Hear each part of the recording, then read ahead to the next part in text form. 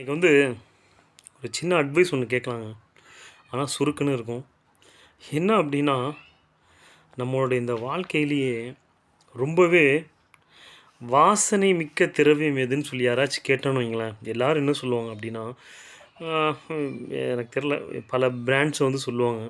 ஆனால் உண்மையிலேயே பெர்ஃப்யூம் உண்மையிலேயே வாசனை மிக்கக்கூடிய ஒரு மிகப்பெரிய த பெர்ஃப்யூம் எதுவா இருக்கும் அப்படின்னு சொன்னா, மனிதனுடைய உயிர் அப்படின்னு தான் நான் சொல்லுவேன். ஏன் அப்படின்னா, நம்மளுடைய உயிர் ஒரு வாட்டி போயிடுச்சுன்னு வைங்களேன், நம்மளுடைய உடல் துர்நாற்றம் அடிக்க ஆரம்பிச்சுருங்க. அவ்வளோதான்.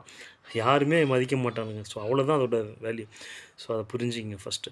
2வதா நம்ம எல்லாருக்குமே பார்த்தீங்கன்னா, அ தூக்கம் வந்துருச்சுன்னு வைங்களேன், நமக்கு தூக்கம் வந்துச்சுன்னா அவ்வளோ சந்தோஷமா இருக்கும். ஏன்னா, நம்ம உலகத்தில நம்ம நெனச்சிருந்த எல்லா கஷ்டம், துன்பம் எல்லாத்தையுமே மறந்துட்டு, நம்மள தூங்க வச்சுரும். நம்ம நல்லபடியா தூங்கிடுவோம்.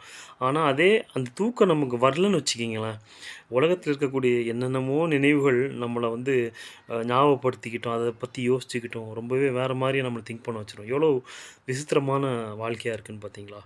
இன்னும் முக்கியம் 3வதா விஷயம், எப்பவுமே சரி, நமக்கு ஒருத்தங்கள புடிச்சிருந்துச்சு, நல்லா புடிச்சிருந்துச்சு, நம்ம அவங்களோட நல்லா பழகுறோம் அப்படின்னு சொன்னா, தயவு செஞ்சு அவங்ககிட்ட பொய் பேசிறாதீங்க. அதே நேரம் யார் உங்ககிட்ட பொய் பேசுறாங்கன்னு உங்களுக்கு தெரிஞ்சிடுச்சோ, அவங்க கிட்ட இனிமேலும் நம்பி நீங்க அவங்க கிட்ட பழகிடாதீங்க. அப்படின்னு சொல்லி நான் இன்னைக்கு முடிச்சுக்கிறேங்க. புடிச்சிருந்துச்சுன்னா லைக் பண்ணுங்க, ஷேர் பண்ணுங்க. Thank you.